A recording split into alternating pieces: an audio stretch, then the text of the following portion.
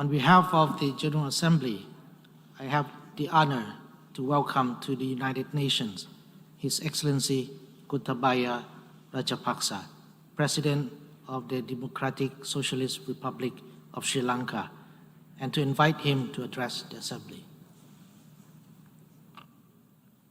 Mr. President, Secretary General, Excellencies, ladies and gentlemen, Ayubowan. I'm honored to represent Sri Lanka at this August gathering today. Let me first congratulate His Excellency Abdullah Shahid on being elected President of the 76th session of the General Assembly. Mr. President, you have long been a friend of Sri Lanka. We look forward to working closely with you in the year ahead. I also take this opportunity to convey our appreciation of His Excellency Volkan Bozkir's stewardship of the previous session of the General Assembly and to commend Secretary General Antonio Guterres for his leadership in these difficult times. Mr. President, the COVID-19 pandemic has had a devastating impact on humanity. I sympathize deeply with all who have lost their loved ones during the pandemic. I thank frontline healthcare and essential workers around the world for their dedication and commend the World Health Organization for its crisis response. I also greatly appreciate the rapid advances made by the scientific and medical communities in devising vaccines and treatment protocols to combat the virus. At the same time, we must recognize that the challenges surrounding production, distribution, deployment, and acceptance of vaccines must be overcome urgently if the spread of dangerous new virus strains is to be prevented. Ensuring that everyone, everywhere is vaccinated is the best way out of the pandemic. Although still a developing nation, Sri Lanka has been very successful in its vaccination program. We have already fully vaccinated nearly all those above the age of 30. Everyone over the age of 20 will be fully vaccinated by the end of October. We will start vaccinating children over 15 years of age in the near future. The rapid progress of vaccinations was enabled by coordinated efforts between healthcare workers, armed forces, and police personnel, government servants, and elected officials. In collaboration with the WHO, Sri Lanka is establishing a regional knowledge hub to facilitate exchange of lessons learned from COVID-19 and support countries to recover better. Sri Lanka also benefited greatly from financial and material support provided by bilateral and multilateral donors to manage the pandemic. I thank these nations and institutions for their generosity. The increased global cooperation visible during this ongoing crisis is greatly encouraging. However, there is still more to be done. Mr. President, the economic impact of the pandemic has been especially severe on developing countries. This has placed the implementation of the 2030 Agenda for Sustainable Development Goals at considerable risk. It is vital that more initiatives, including development financing and debt relief be adopted through international mechanisms to support developing nations and help them emerge from this uncertain situation.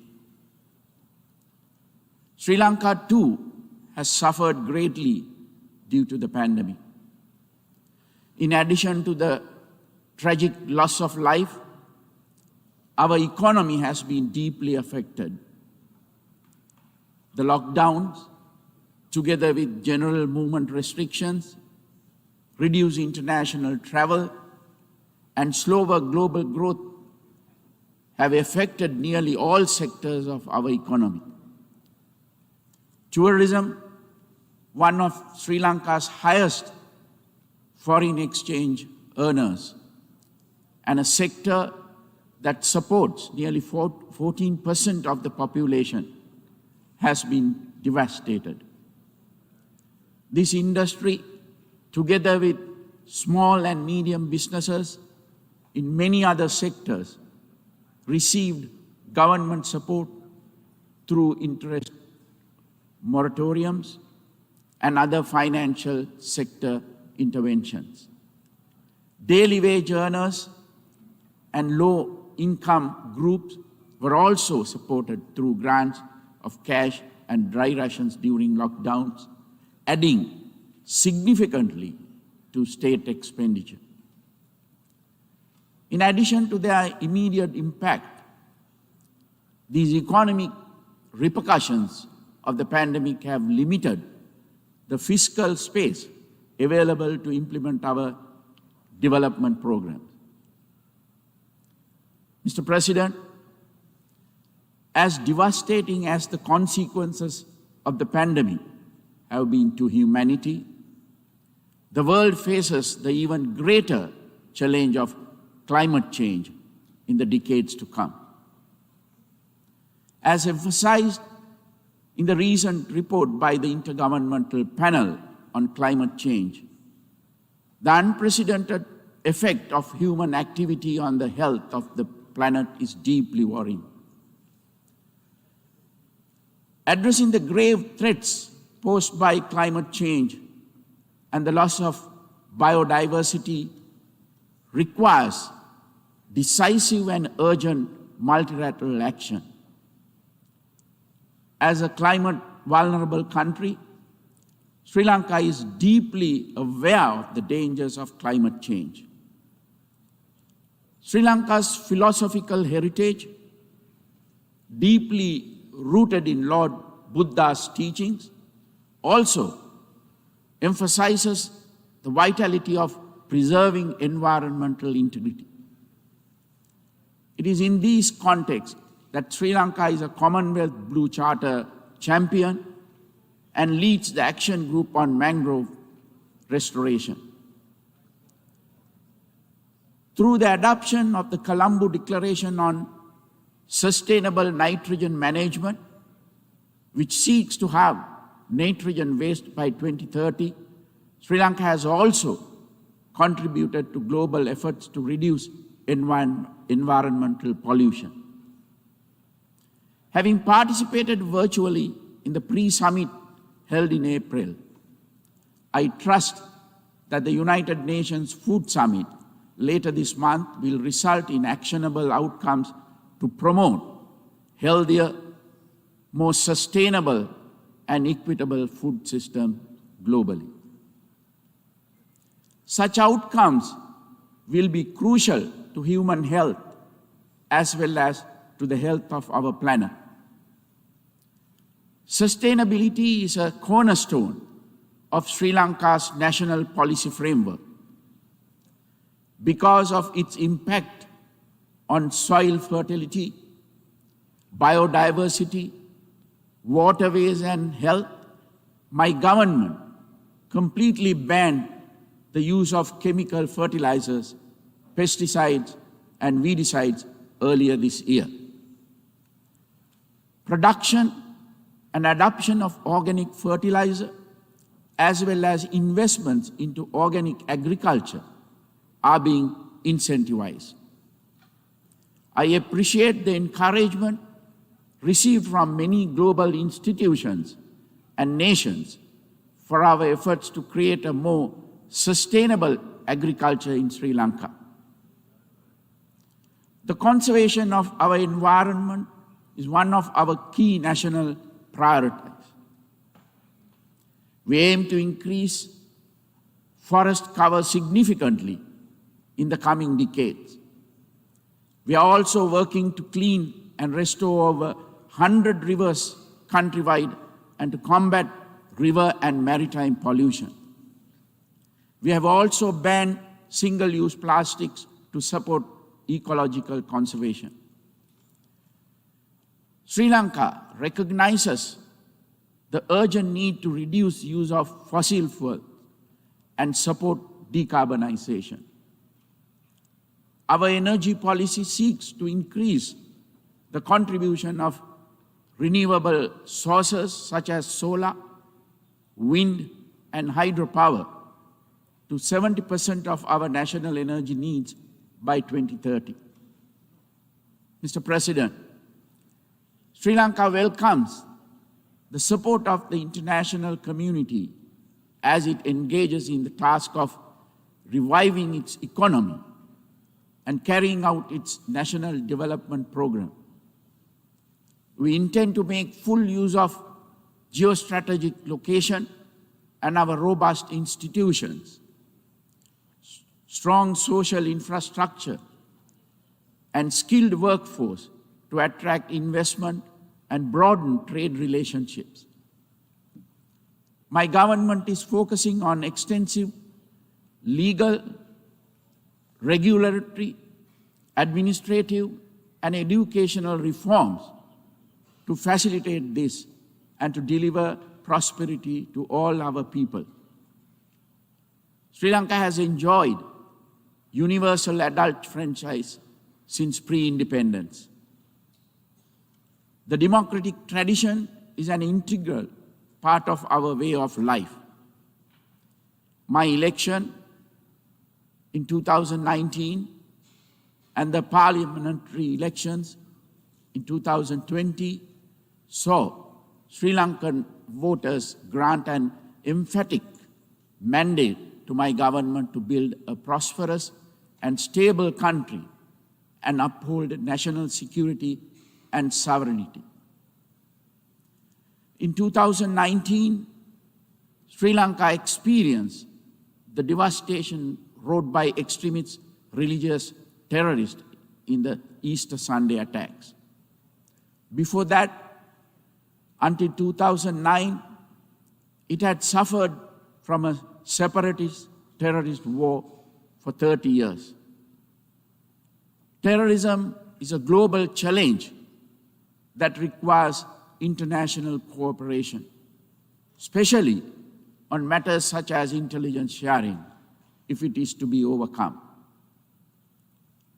Violence robbed Sri Lanka of thousands of lives and decades of prosperity in the past half-century.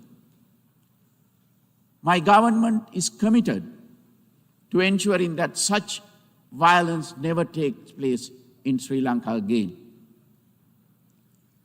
We are therefore acting to address the core issues behind it,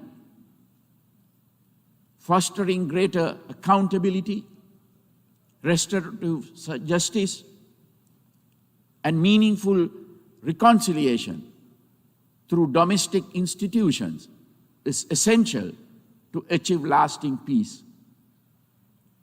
So too is ensuring more equitable participation in the fruits of economic development. It is my government's firm intention to build a prosperous, stable, and secure future for all Sri Lankans, regardless of ethnicity, religion, or gender. We are ready to engage with all domestic stakeholders and to obtain the support of our international partners and the United Nations in this process. However, history has shown that lasting results can only be achieved through homegrown institutions reflecting the aspirations of the people. Sri Lanka's parliament, judiciary, and its range of independent statutory bodies should have unrestricted scope to exercise their functions and responsibilities. Mr. President, Excellencies, distinguished delegates, if, in keeping with the theme of our general debate today, we are to truly build resilience through hope, we must all strive towards the common good. It is the role of the United Nations to facilitate this by treating all sovereign states, irrespective of size or strength, equitably and with due respect for their institutions and their heritage. I request the United Nations and the international community to ensure the protection of the Buddhist heritage of Afghanistan. I call on the member states of this august assembly to work together in a spirit of true cooperation, generosity, goodwill, and mutual respect to foster a better and more sustainable future for all humanity. Thank you.